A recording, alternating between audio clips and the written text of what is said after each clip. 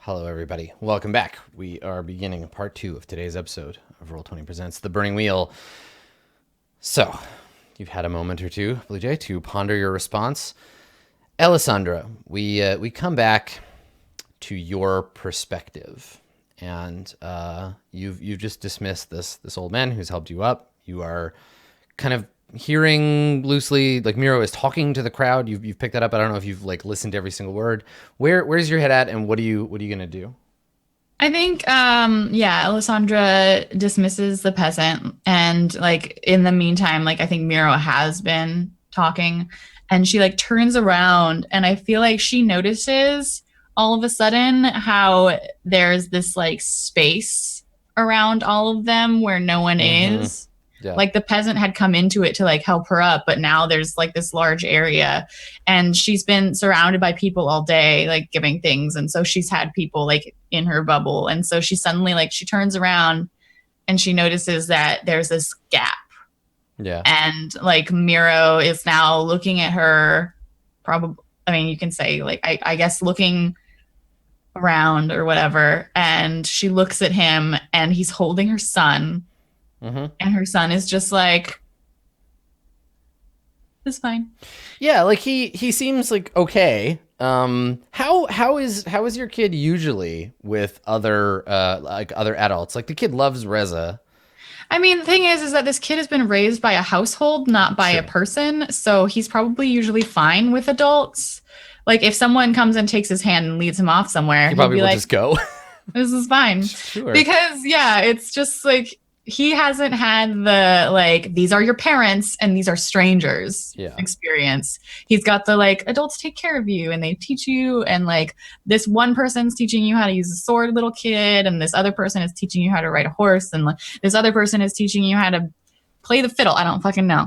Yeah. So Sure. like there's a bunch of adults that all like say, okay, now it's my turn to parent you. It's funny. I mean, your kid. Like, how long does it? Just as like a matter of curiosity here. Let's see, because if we had to burn this kid up, he would only have one life path. He would just have born noble, right? Because Yes. he's not old enough to even have begun his second life path. Mm-hmm. Yeah, 8 years. He's got 3 more years before he gets anything other than general skill points. So yeah, he's just a Yeah, he's a little nobody he's with just, bad stats.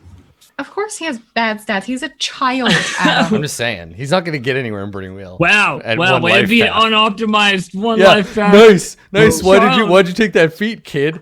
Anyway, He just got a steel test, didn't he? I mean, he's going to advance real quick. Yeah, he just got a steel test. yeah. All right, so for our next campaign, one life path characters. It's going to be great.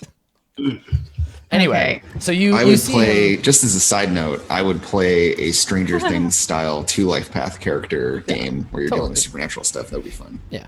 Or just like village kids, totally. Yeah, he doesn't really have anything.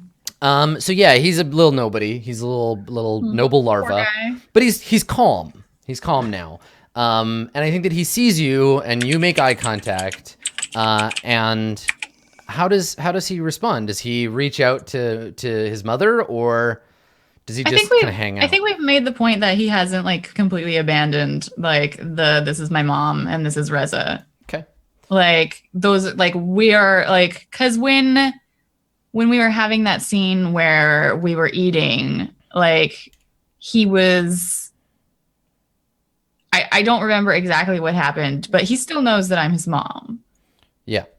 Yeah, of course. and wishes that I would spend more time with him and is feeling abandoned. So I'll and- let you narrate his response, because I want it to fit tonally with yours. So what do you do? And feel free to narrate how he responds or participates in this. I feel like Alessandra doesn't want to approach Miro because she still remembers very clearly seeing the ghost of her dead husband, like on his, like there where he is. And she also doesn't want Miro holding her son because ghost of dead husband. And so I feel like she's standing there alone in the snow, and she does something that she probably hasn't like ever done, Mm-hmm. where she like she like opens her arms to the kid and she's like, come here, Neculai. Okay. And I feel like the kid, like Neculai would be like like look up at Miro and look at his mom. Well, and yeah, Nikolai can't like physically movate to you, so Miro has to give him up. So I guess Miro, what do you do when Alessandra is like? Oh yeah, like I say, oh yes, go back to your mother, and then I put him down. Okay, you don't hand him to her. No, Okay, all right. and make up his mind. All right, so you put him down, and he toddles over to you. Yeah, and she does like she crouches and she like holds him to her and she looks at Miro and there's this kind of like ferocity in her gaze. Like she's like, don't fucking touch my son. Like, but she doesn't say it out loud because she saw the ghost of her dead husband and then you like cradled her son and she's like, no. It's not so much like a motherly thing, it's a possessiveness. Like, yeah, that's my baby. This is my baby. This is not your baby. I made that. And like it's probably like you've just been saying nice things about her, and then she's just like angry face at you, and then probably like gets up, takes Nikolai's hand, turns around, and then notices Reza still like kneeling. Reza is gone. Reza has disappeared. Yeah. He's so by the time you think to look for him, he has vanished. Yeah.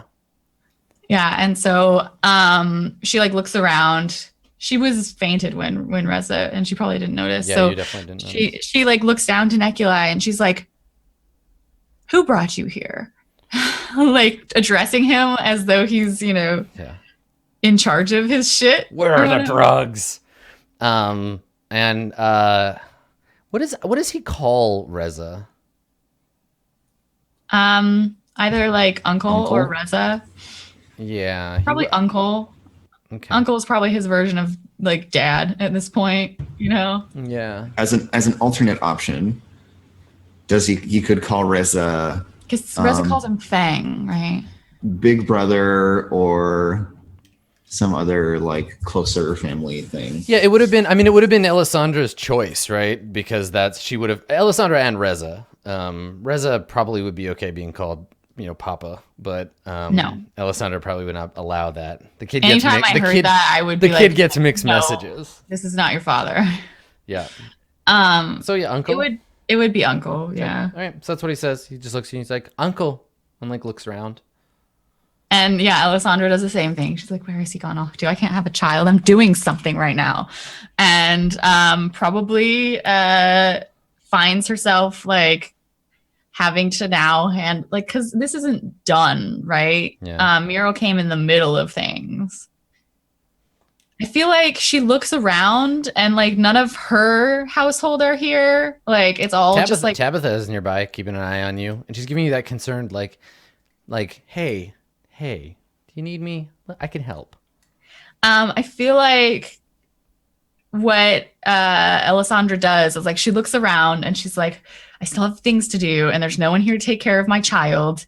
And then she looks back to the sleigh and it's like a contained space. It's like, and so she's like, fine. And she like goes to Nikolai and she probably like does this like, ugh, and she lifts him up and puts him in the sleigh and says, stay here, dear, and help me out. And it's very like, just stay in this contained space and don't run off. God damn right, the it. sleigh is deep enough that he can't climb out. Yeah. And Okay. so it's like, you're helping. Look at you helping. And then just don't get into trouble. And she's like, okay, that I guess is like having children around when you don't want to have children around.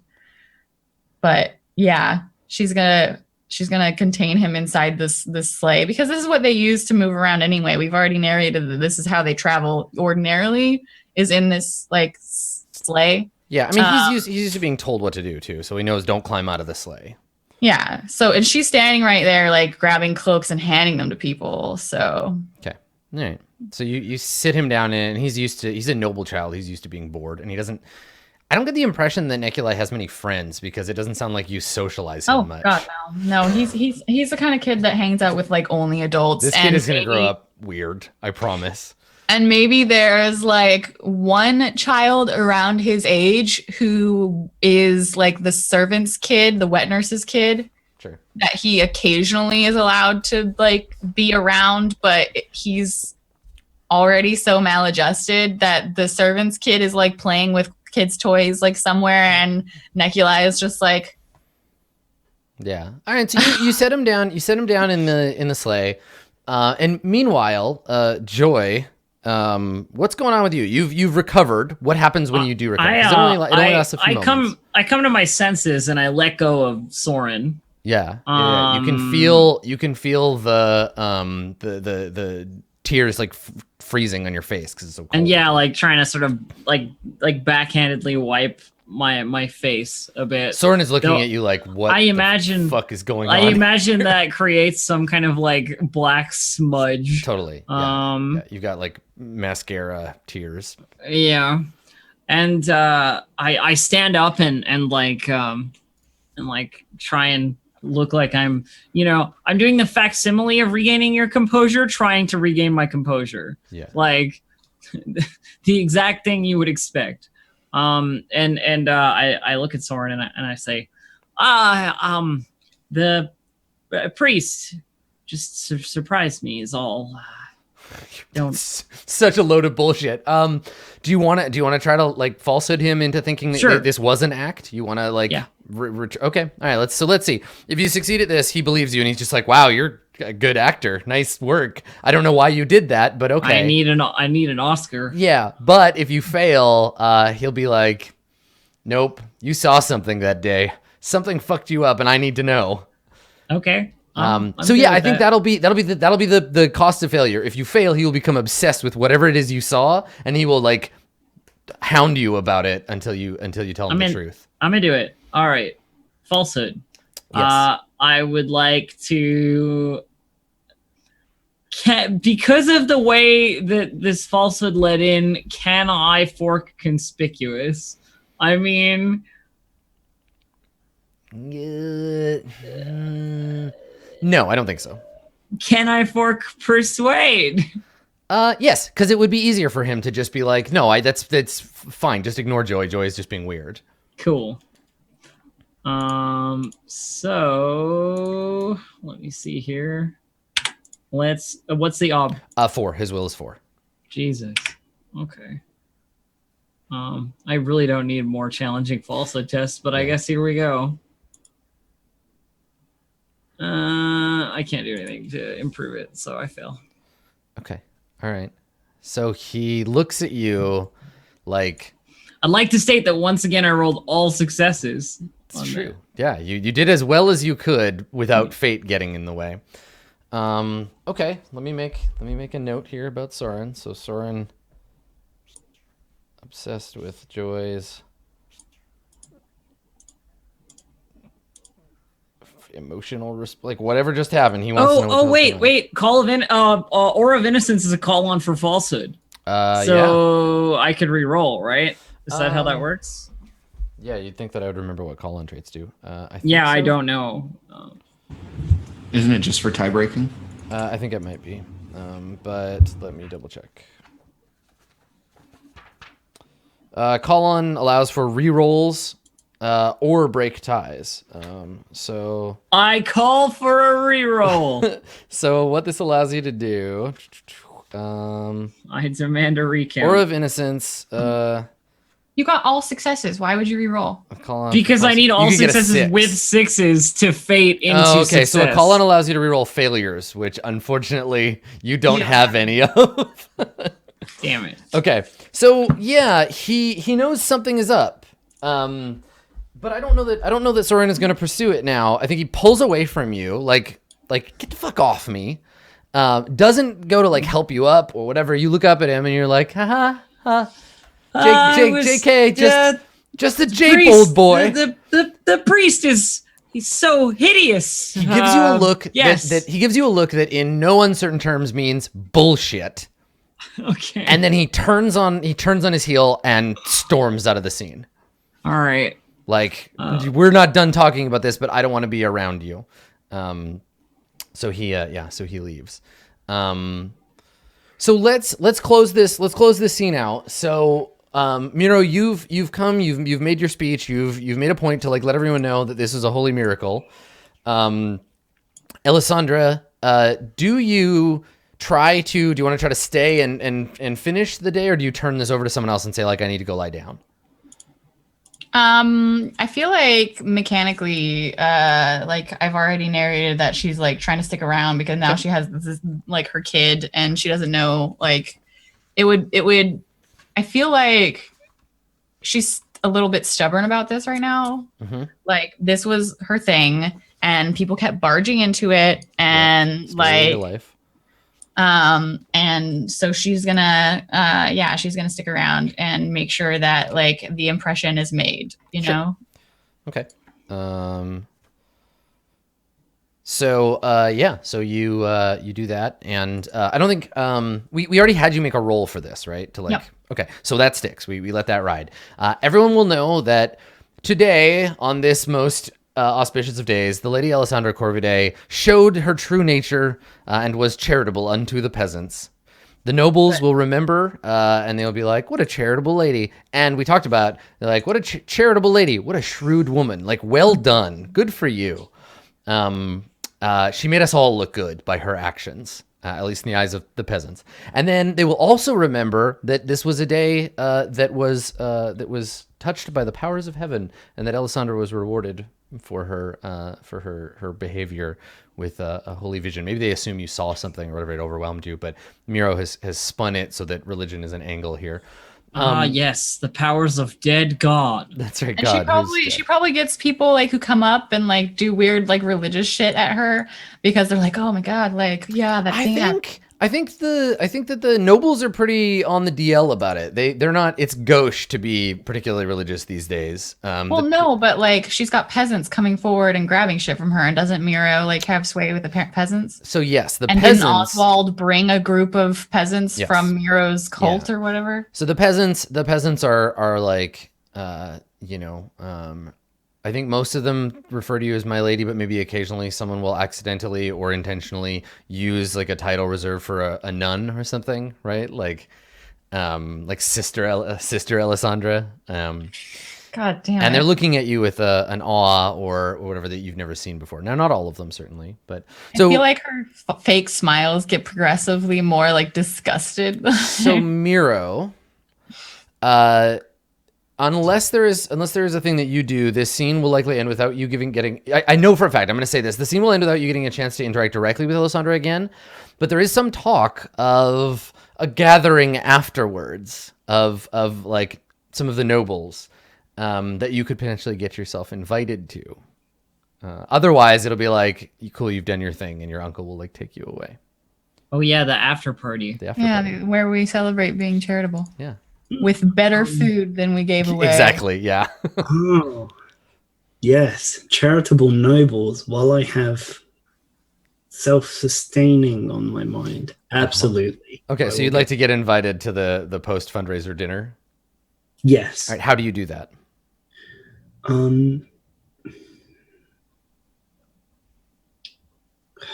Gosh. I think it's probably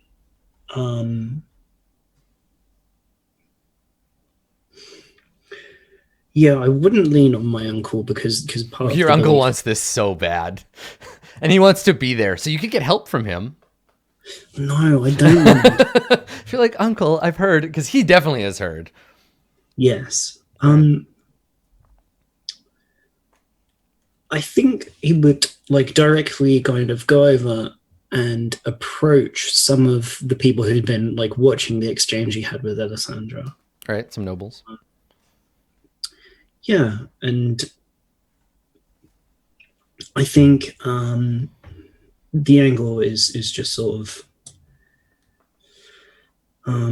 getting to know them, asking about how they're doing, whether they're having any troubles, how the winter is treating them. Right. Feigning or actually having empathy, so that they think that you're interested in them and want to hear their stories, and like, yeah. Okay. Actually, that's the point. Like as a player, it's feigning empathy. For Miro, it actually is empathy, because he does care. And like now that he's done the thing he came here to do, and he's not being led away, he just kind of wants to get on and repay the trust of the people as he sees it.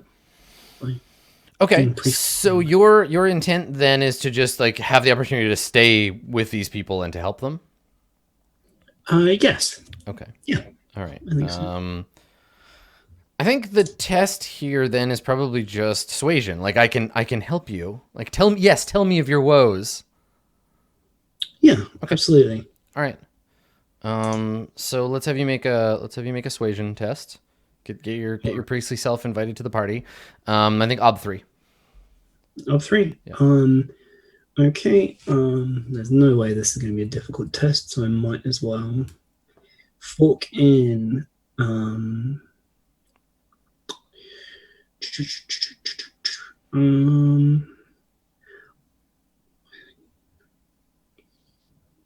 Religious diatribe. No, not religious diatribe. Yeah, because that would be like, and lo, in Carpathians 4:6, did Hezekiah say unto the nobles, let me into thy party? And did the nobles say, yea, Hezekiah, come unto our party? You can't fork persuasion in suasion, can you? I mean, I think you can. You can fork them back and forth. And it was foretold that it would be a sweet kegger. And did it get tore up in here? Let me double check for you. But I think so. I believe that you can. Because one is just yes, soothing. It says here soothing platitudes and falsehood are the forks. So maybe you can. Maybe they're one or the other. Okay. All right. If those are the only 2 forks, then I cannot fork either of those. Okay. So ob 3. 3. Oh Jesus God. Yeah. They're my new best friends. Oh my God, they love you. They love you, Miro. You truly are blessed. What is with the all successes rolls today? Isn't that like three blowing it out of the water. So, yes, they would not have it any other way. They're like, Brother Miro, you must return with us to the castle. We are to have a banquet in honor of, and then there's some like saint, some particular saint of charity, and it'd be like, a banquet in the honor of the saint of charity, where we will. Yo, that's fucked up. Can we just pause and see how fucked up that is? That's fucked up. Right? So fucked. So they're like, yeah, we must, and the fool will sing and dance for us, and we will have minstrels, and we will all celebrate the glory of God and his giving. So you get yourself invited, blessed Miro, to the after party. Congratulations. Yeah. All right. I'd be most happy to officiate some parts of the ceremonies of the. Who invites a priest to their fucking party? This is not just any priest, my friend. This is Rasputin, right? This is the like. He can do magic. He's a magic man. Let's get him up in here. I hope someone shoots him 6 times, poisons him, and then drowns him. Hey, the way he's rolling, none of that will kill him. So let's cut away from this moment of piousness to the dark woods. So Agatha, Queen of Ashes. Hi, hello. So you've done a bad thing. Where is the aftermath of this? Do we find you like freezing to death in the woods sometime later? What's the deal here? I mean, yeah, Are you scavenging through the burnt remains of the village? Like everyone is dead. Everyone in the village has died horribly. Yeah, I think I need to scav the village for stuff. Okay, all right. Now, like, she's not like, hey, all right, now I'll take their things. She's just like, okay, I still don't want to die, so yeah. And this is horrific, right? It's like Holocaust fires, families burnt up in their houses. There are like bodies everywhere, and the thing is that the doors were all like supernaturally locked so that people would get burned up in their houses. It's bad. How much of the houses is made of stone? Probably not many. I don't think that. Or like, sorry, when I say how much, I mean like is it like they had like a thatched roof and then there's some stone walls? Most of them, the only stone thing is their hearth, right? Right, and then they're like the hearth in the log center with a cabins. chimney, and then built around it wood and mud and like thatching and yeah. Cool. So yeah, it's like there are just like ovens and stuff left. Yeah. Oh, Grim. good. But yeah, I go like picking through the remains of the village, trying to find like anything to eat, anywhere that I can like rest So and stay warm. Thanks to historyonthenet.com, I have learned that, let's see, a traditional medieval cottage has 2 rooms, one containing a hearth, that would be the main living area. Other room contains a stone oven. Houses would have been very dark and smoky inside, as many did not have chimneys and only a small window. Animals would have been housed in a separate building, probably a barn, and there would have been another building somewhere to store crops. So yeah, there's just like stone like mounds and then burnt rubble, basically. Yeah, and like even when a log cabin burns down, it's not like it's just gone. There are like these long, charred, like brittle. And I think still, as you move like a blind ghost through the rubble, it's not like the fires are out either. Like there's still things are still burning logs. Something and will like she occasionally goes up and we'll see something warms her fall in the hands. background. Yeah, we'll see something fall in the background and kick up a cloud of ash and embers. And it's there's a terrible ruin around you. So yeah, she just kind of like feels her way to something warm, and then like hangs out near it to warm back up because she's been out in the cold for like the whole day. Mm-hmm. So she like warms her aching hands. Yeah. And since what's great is you can't really see, right? Like she doesn't have context for things. So you're kneeling down by this like still like smoldering rubble, holding your hands out, and there's like a burnt corpse right next to you, like hands twisted, flesh seared. Yeah, it was like clawing at the door. Or something. It's some like Pompeii you shit. can totally smell burning flesh. Right, That's but not there's a lot, but there's a lot of burned smell, right? Everything smells like burning flesh. Yeah, so it's not stronger here, but yes, I agree. Like it's a nasty. And yeah, she can definitely smell all that on the air. Yeah.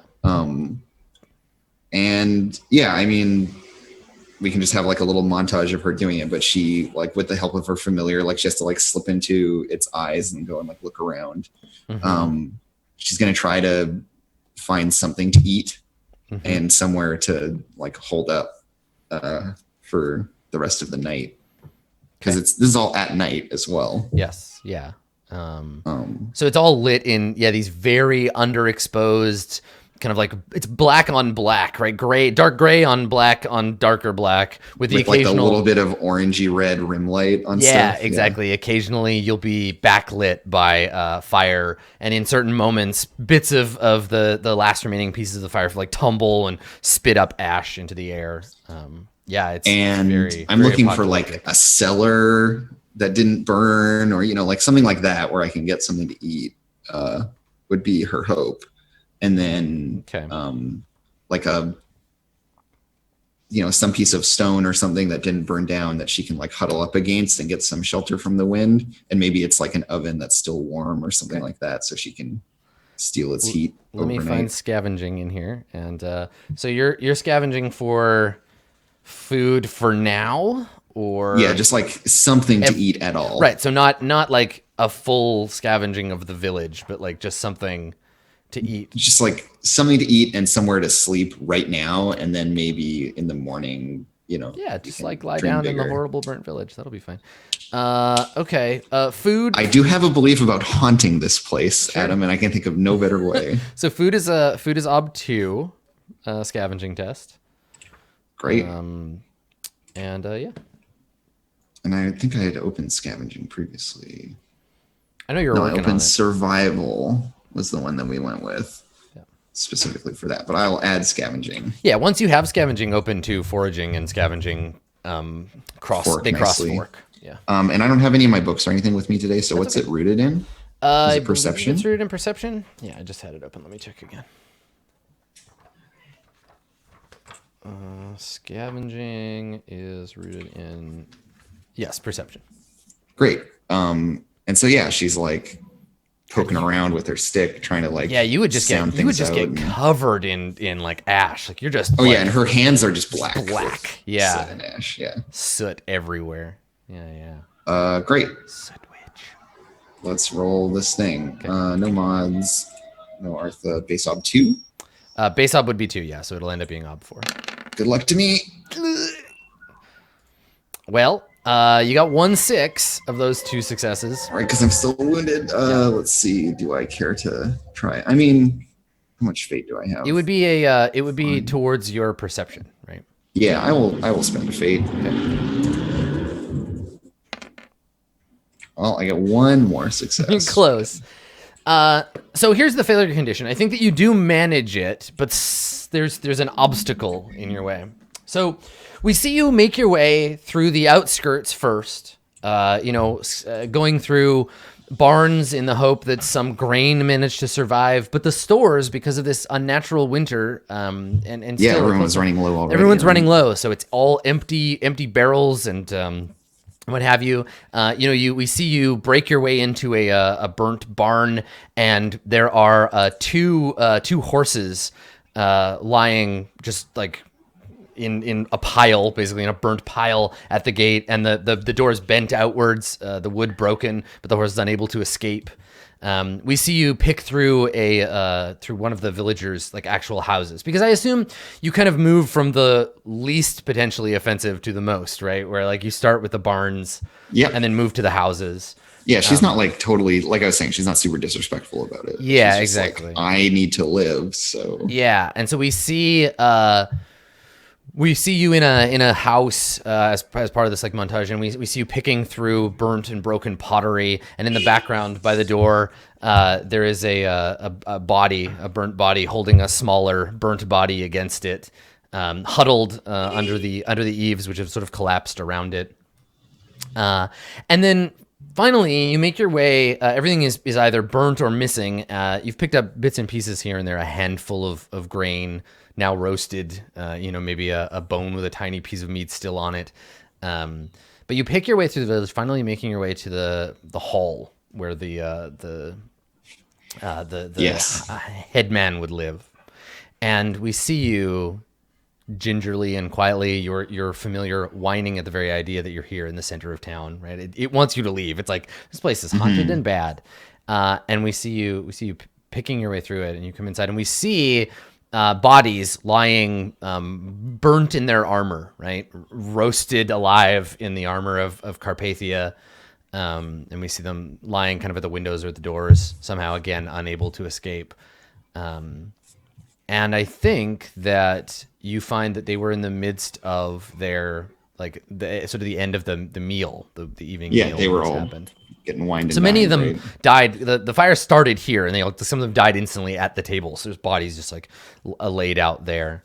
And there is one who he fell down onto the meal that he was eating. You can see some food underneath him, and so you go to like push his body aside to reach under and take something off of his plate.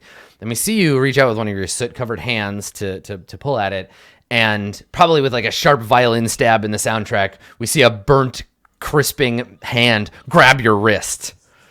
Of course. And you snap to, and you look across the table, and there is there's a man, his face horribly burned, skin peeled, cracked and red, his helmet like bent and warped, but yet vengeful life yet dwells within him, and he closes his burnt hand on your wrist, hissing, his fire swollen tongue choking up his mouth.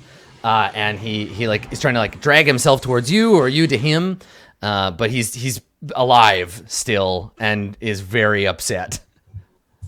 Well, I mean, I hit him with this stick I've been toddling around on. Like, she just blindly swings it because she can't see him, but she has a reference for like, his head's probably around, somewhere. And so she just kind of like bats at him with this stick and tries to like wriggle out of his hand and get space. Okay. Let me find the stat block that I want to use for him. Here we go. Okay. So let's have you make a brawling test. Mm-hmm. and I will oppose. If you win, you like break free of his grasp, and if you fail, he drags you to him, and you can't get away by violence. So let me see. You're gonna roll your brawling. Do you have brawling? I'm opening. Right, I've used it once to kill an old lady. So it's normally if you had brawling, you would have the advantage here, but he does not have brawling. He just will be using whatever brawling is based on. So neither of you have to. Yeah. Is it just? It's just strictly power. Okay. Perfect. So we would actually just oppose each other with power. Here. Test. Yeah. All right. So let me. So I'm going to use my little brawling prompt just because it's going to roll power for me. Yes. And it's against Ob-Zero, right? So. Yeah, you'll both just oppose, and he has a power of 5. Okay. All right, against Ob-1. Yeah. Okay. So, yeah, you feel the burnt and wet grasp of this dying man or dead man already close around your wrist and yank you towards him. There is a deep guttural hissing sound that comes from, I think, directly from his throat, where the skin has burnt and broken away, whereas he's just pulling air into his wound. Ugh. He's basically got one of those things that they give to smokers. Yeah, and you can see his face is peeled away. There's like burnt skull underneath. One of his eyes has burnt shut. And yeah, just with this pale eye in the darkness, it's like pulls you towards him. And she just like hisses back at him. Mm-hmm. Just says like, "Yes, very brave, attacking a blind woman. Let me go." Okay. So he's pulled you close to him, and this is when we see the faint moonlight glint off of a long dagger that he's drawn up from the table and lifts to plunge into you. What are you gonna do? Well, my familiar is gonna jump in his face and fuck him up, basically. Because this is all Agatha like working on his own, and Oz was off doing something else, and so it like runs over and then just throws itself at him. Okay. Just onto his face to be a problem. Okay. Let's have. Does Oz have like stats? Is there a yes? Okay, it does have stats. Okay. Let me grab the page ref that I have written down here. Sure. It's in the codex. Dave, do you have your codex handy? Yes. Can I nominate you to look things up? Because I've got to manage my shit here. It's page 411. Yeah, so we just see him with his burnt left hand grab you by the wrist, yank you to him, and then in the dark, a glittering knife appears, hoping to plunge it into this hateful witch's heart. And it's so weird not being able to see any of this because like she just feels a hand. Yeah. And it like feels weird. And then here's like a hiss. Yeah, you feel his hot breath. He probably breathes some like fluid onto your face because you're really close to him now, right? Ugh. Yeah. Ugh. Yeah. Which stat do we want? Power? This is so the idea here is that you're trying to intercept with speed. Oh, all right. So speed. Yes, B5. Okay, so this will be opposed speed, and if you win, Oz will like be able to tangle with him. And if I win, then he stabs you before he gets to make the stab before Oz jumps on him. Yeah. Okay, so I'll just roll 5d6 for Oz. Okay, yeah, that sounds good. I gotta add what my soldiers. Speed. I'll let you figure out all your stuff before I roll to avoid. Your familiar had gray shades. That's crazy. Yeah, it has like gray shaded perception. Perception and will. Yeah, because it's magic. It's magic, Dave. So Oz's ob here is a mere 1. I get three successes. Okay, all right. So Oz leaps onto him with a whatever sound your familiar makes. It makes a not very scary sound, but it's like very high pitched. It's like okay. And so instead he's going to attack your familiar. It's like a keening noise. Yeah, and as soon as Agata's free, she's gonna curse the shit out of this dude. Okay. So he's Don't you gonna get to feel the attack. things that happen to your familiar anyway, so it's not that much different. Because Oz getting hurt hurts me. So. Yeah. So Oz's intent here was to make it so you didn't get stabbed, right? That was the intent of this roll, to prevent you from being stabbed. So now I'm gonna make a savage attack on Oz. So let's see. This thing has one skill. It's savage attack. That's all it ever rolls. This thing is some kind of Zambo. And yeah, it's certainly not a natural creature. Okay. All right. So a 2 is with a knife. Knife is a +1 to power, right? I have no idea. I don't have one. Joy would Joy be the has person one. I'm asking. Yeah. Yes, I believe that it is. I'm sorry. I was like, It's okay. I didn't even remember I have a knife most of the time. All right. So a mark with this is a B6 injury. I love how we've played so much of this, and as soon as like a knife comes, I know. As soon into as it, fight stuff happens, we're like, yeah, what the fuck? What is fight? Okay. So, yeah, I mean, Oz takes the hit, but you take the pain as well, right? But you don't have to heal from Oz. You don't have all those. Like, how is the connection between the two? Dave will have to answer that. It's in the entry. It's on 411, yeah. Okay. 411. Yeah, a character with this trait feels the pain of the familiar. Familiar suffers a light or greater wound, and master suffers a light wound. Okay. If the- So the familiar is going to take whatever a B6 wound for it would be normally. Which is definitely light or greater. So yeah. I suffer a light So wound. you take a light wound. Great, I have 2 wound dice again. But the light wound will go away much more quickly. But it allows you a moment. So you feel, what does this describe for me, Agatha? What this feels like? So the moment, what happens is you're rummaging through this stuff. You feel the hot hand of death. You get pulled towards this creature. It draws the knife. Your familiar sees it, leaps heroically to your aid, gets stabbed as the thing pushes you and falls back. But what does Agatha experience?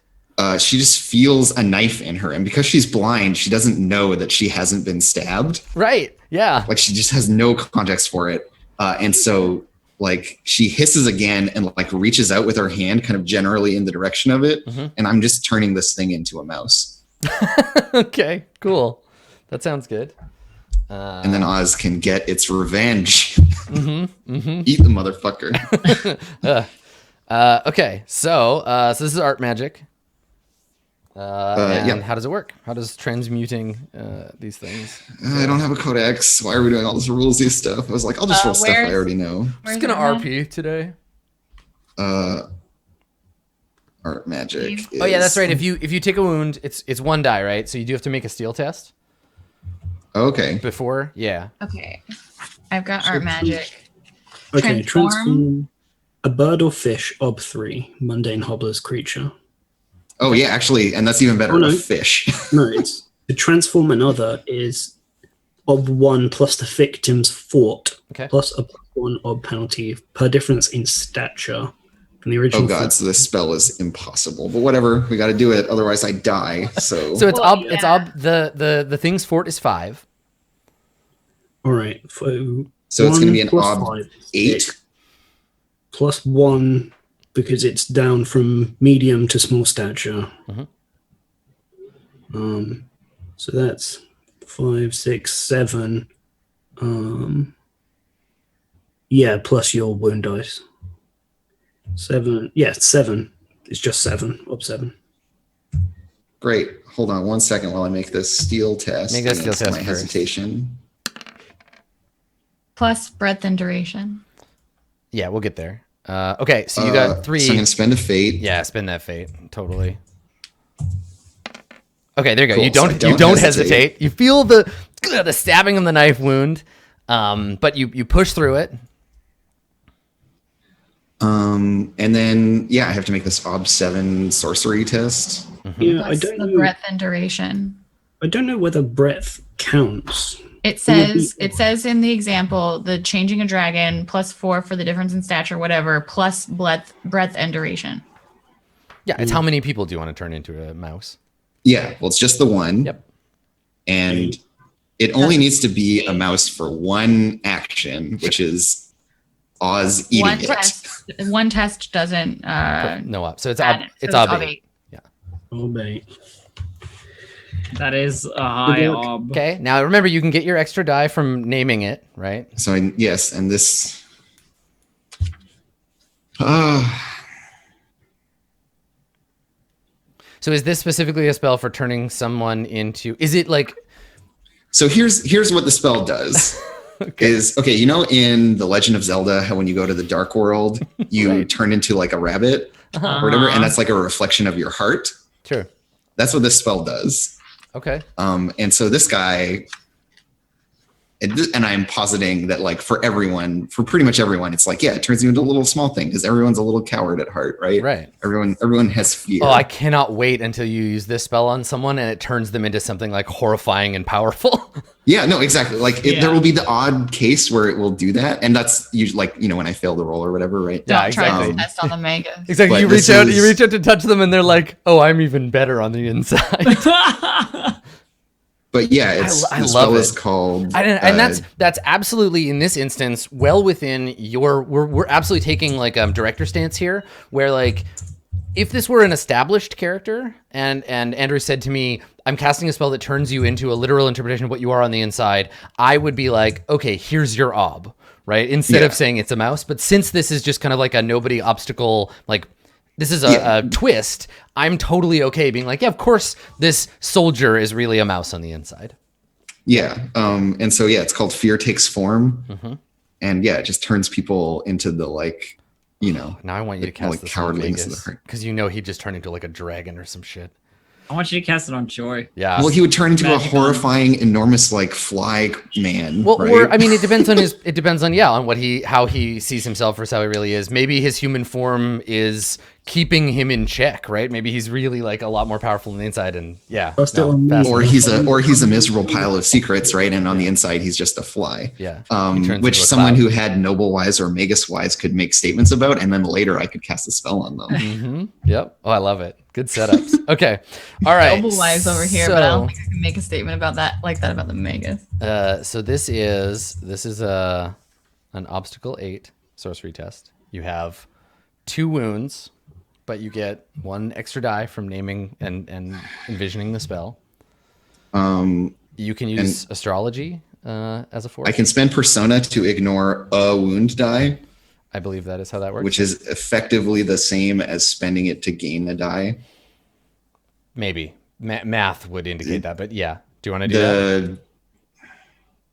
It changes how it works for advancement. It does, yes.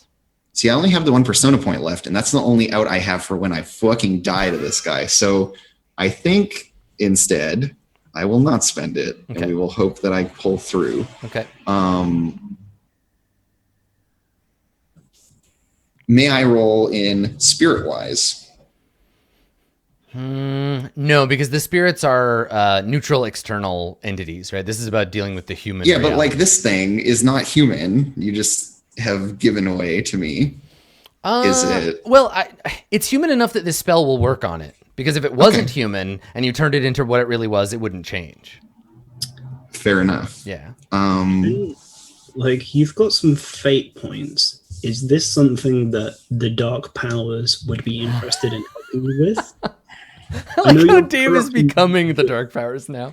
Well, so Dave, here's the thing. Fate is to roll it instead of. Right? No, fate gets help, like it's a person helping you. Oh, like it's a person helping me? Well, my corruption is only 2, so it doesn't help me very much. It's still a die. It's still an extra die. I guess it's an extra die. And she is lashing out, so yeah, I'll pop a fate into it initially to get the extra die. I'll help with I'll fork in astrology, symbology, what about apocalypse-wise? Definitely. I'm in an apocalyptic setting, and this is a creature that was created by me apocalypsing this village. Yes, I did say that you could envision that this is what the end of the world might look like. So yeah, you got me there. Definitely. Did you throw in that apocalypse-wise? Okay, so I'm forking 3. Yes. Now remember to roll your astrology separately. Yeah, so I'm going to fork 2 and get 1 bonus die for my corruption because I spent the fate on it. Mm-hmm. I'm down to 2 fate points now. Okay, so mod of 3. Yeah, so for people who are asking about symbology, in this case, it's more literally symbolism, right? The external reflecting the true internal, the symbolism of you turning into a mouse. And it's a freaking fork for sorcery. That's the only reason the skill like freaking exists. Yeah, it's allowed, totally. And my ob is 8. Yes, it is. Hey, sometimes you get some exploding 6s, you know? Here goes. And sometimes you don't. And sometimes you eat absolute shit. Yeah, 5, and many a 3. So y'all used up all the good luck early today. Yeah, I believe your answer was to why are we doing so badly? The answer was because I wasn't haven't rolled rolling yet. Yeah. Now, and this counts as a routine corruption test that I got it to help me. Yes, yeah. Okay. And in this case, Agatha, your it's a sorcery test. So you can spend another fate to reroll a traitor in the hope that you would get a 6, but that's a lot of 6s to chain together. Oh, I haven't rolled my astrology die yet. Yeah. So I need to do that. All right. So I have 3 successes. 3 of 8, with the option to reroll 1 failure. I will keep my fate for subsequent rolls. Okay. Thank you. All right. So let's take a quick look at what happens when you screw up. My options are something boring like tax, hindrance, so a penalty equal to the margin of failure with a duration and breadth of the intended spell. That's also boring. You're already penalized enough. Enmity and infamy. You can change around your relationships. There's no real relationships at play here. Unintended effect is obviously the correct choice. Twist the intent so it has an unintended and unhappy effect. The unintended effect could be the original effect is not what you planned for. The original spell doesn't activate it at all. Instead, birds fly from your mouth, devils peel from the walls, whatever. Adam, also, I'm happy for it to turn out that this guy's heart is something other than a mouse, right? Like as I spoon-fed you earlier, there's a good the other thing that would happen would be the like you or it casts it on me. Yeah, but the thing is, you would turn into a wolf. I think I will happily turn into a wolf and bug out, and that will be cool. That's awesome. I think I just the duration is super short if we go with the same duration, but it failed. Just crank that shit up. You know what? Let's do that. Let's have backlash. Let's have you turn into describe what Agatha looks like for reals on the inside. I mean, she's a 9-tailed wolf. Yeah, like we already know okay. her. She actually is that. That's why she's so fucking unhinged and trying all so this you shit. let me know if I'm like fucking with your fun here, but I was thinking for a duration we go with the fairy tale shit like we always do. You are a wolf until someone recognizes you for who you pretend to be and calls you by name. Yeah, no, I'm into it. Oh shit. And also Adam, like I'm kind of in the like player character wolf territory a little bit. So I was about to say like there is rules for being like a spirit wolf, right? So I definitely have the spirit taint on me. If there are those giant wolves in the woods somewhere, they would be able to recognize me for being that. Yeah. So okay. you become like a supernaturally large. 9-tailed. For next week, I will burn up Agatha as a wolf just Agatha. for fun. Yeah. Because so she's because you could also use this spell on yourself to become your wolf form. Yeah. And so we see you thrust out your hand. Making the mark, trying to turn this creature away. And then there's this horrible scream of pain, like just. The worst sound. Like we thought this monster was scary with this weird hissing sound, and then she just makes this like blood curdling, like awful pained scream as like her bones reform and all of her clothing like turns into actual fur. And she's covered in like tokens and like jingly bits and stuff like there are things like woven into her fur and like little leather cords and trinkets and whatnot on her, and she has like this big fan of tails, and she just like snarls gets really low, and then just like snatches up Oz and tries to run off. Yeah, I think you and Oz both run for it. Yeah. Yeah, like we just bolt. Yeah, and I don't think the creature gives chase, right? It's not about that. But so yeah, we can again for future we'll get you to burn up a full like wolf version, the same like whatever 4 or 5 life paths.